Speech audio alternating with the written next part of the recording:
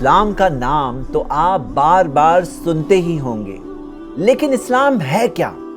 जानने के लिए क्या आप अपनी जिंदगी की 10 मिनट दे सकते हैं?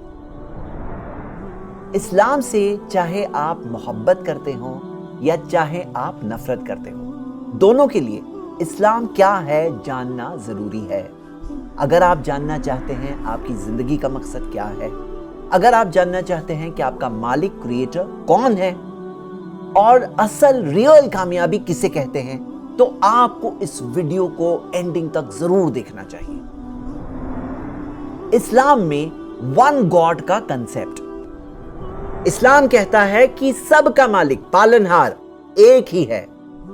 आप सोचें, हम सब में एक ही खून दौड़ता है, एक ही जमीन पे रहते हैं, एक ही आसमान हम सब के ऊपर है, तो हम इंसानों का मालिक भी तो एक ही है।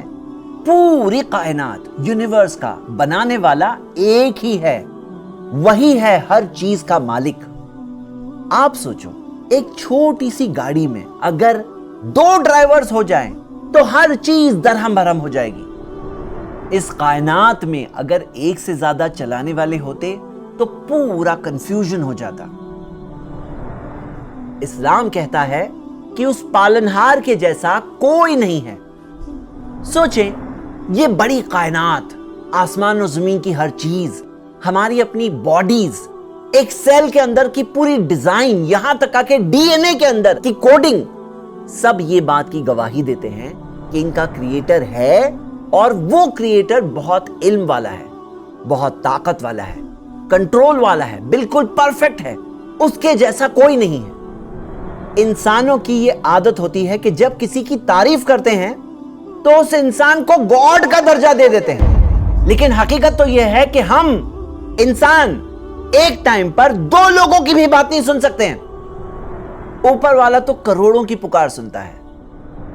अगर हमें सब चीजों की, इंसानों की, जानवरों की, मशीनों की, सब चीजों की आवाज सुनाई देने लगे तो हम तो पागल हो जाएंगे।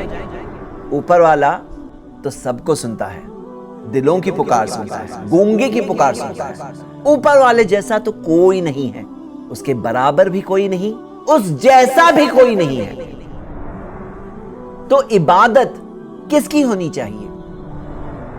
इस्लाम कहता है कि सारी इबादत उस एक मालिक की ही होनी चाहिए। अब एक बात सोचिए, जब सब चीजों का बनाने वाला एक ही है, मालिक वही है, चलाने वाला वही है, तो हमारी सारी इबादत पर, वर्शिप पर, पूजा, उपासना, बंदगी पर किसका हक है? उसी एक मालिक का। मतलब हम नहीं इबादत करें सिवाय उस एक मालिक की। उस एक मालिक को अरबिक में हम अल्लाह कहते हैं, जो सारे इंसानों का मालिक है, आपका मालिक है, मेरा मालिक है। हर चीज उसी की दी हुई है।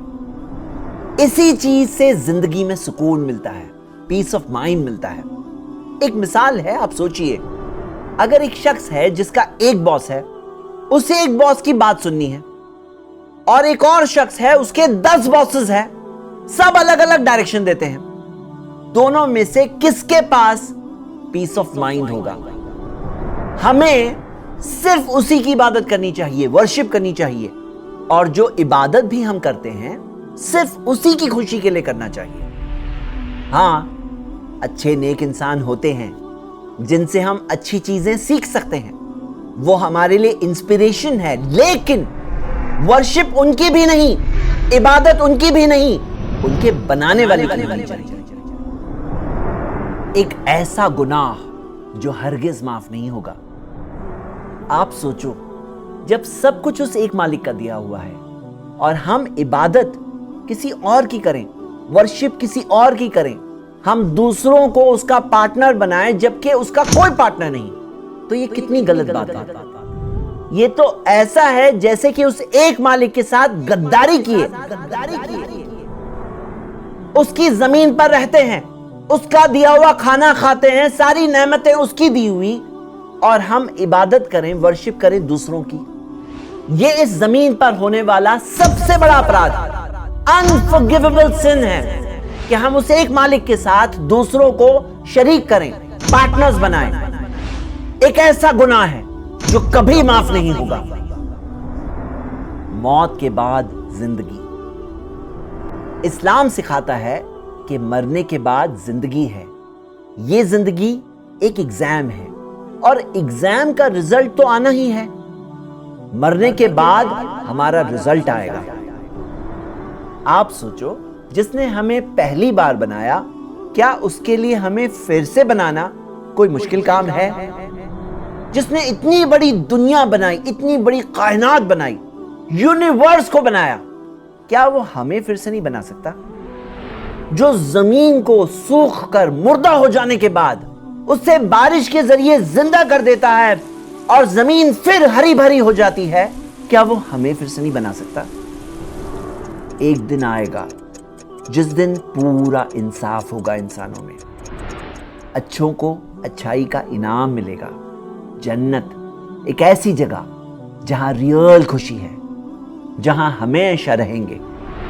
اور اگر برا کیے ہیں، حق کو دیکھ کر سمجھ کر، سچائی کو دیکھ کر سمجھ کر انکار کیے ہیں، تو اس کا انجام بھی ہمارے سامنے آئے گا۔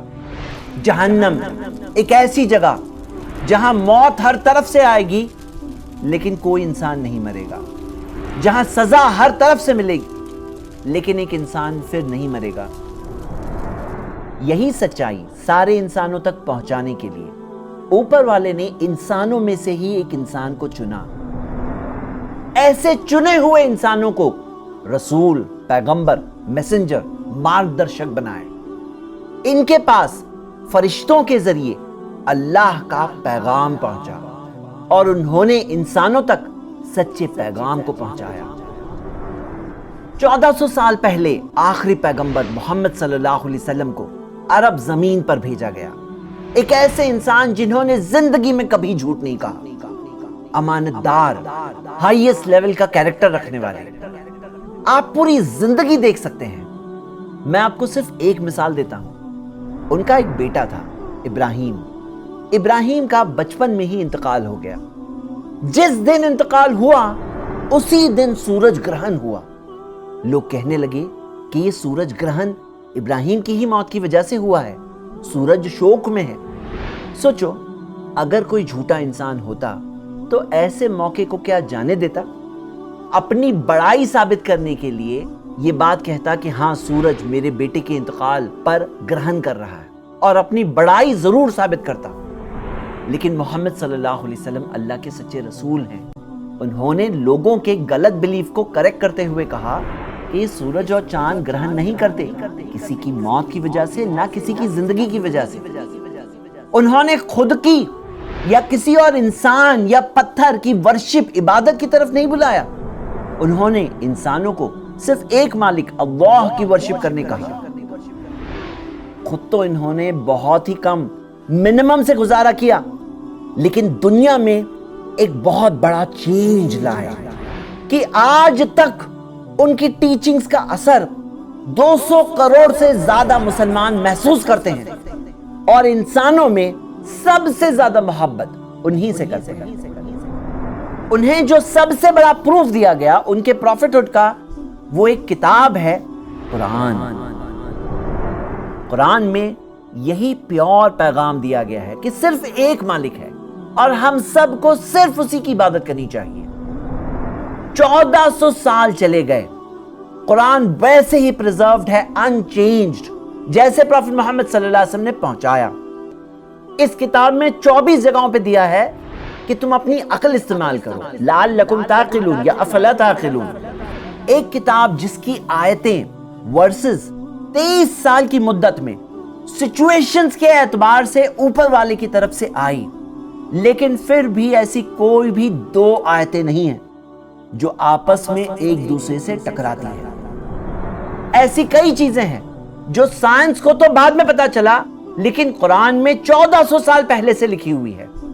ایسے ایونٹس ہیں ان نون ہسٹری کے جو بعد میں ڈسکور ہوئے، لیکن قرآن میں پہلے سے دیے ہوئے ہیں۔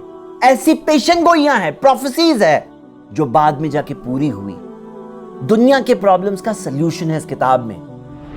قرآن میں دیا ہے ھذا بلاغ للناس، یہ انسانوں کے لیے پیغام ہے۔ یہ پیغام میں نے آپ تک پہنچایا۔ فائنلی ہم سب کو उसी मालिक के पास वापस लौट कर जाना है जिसने हमें बनाया।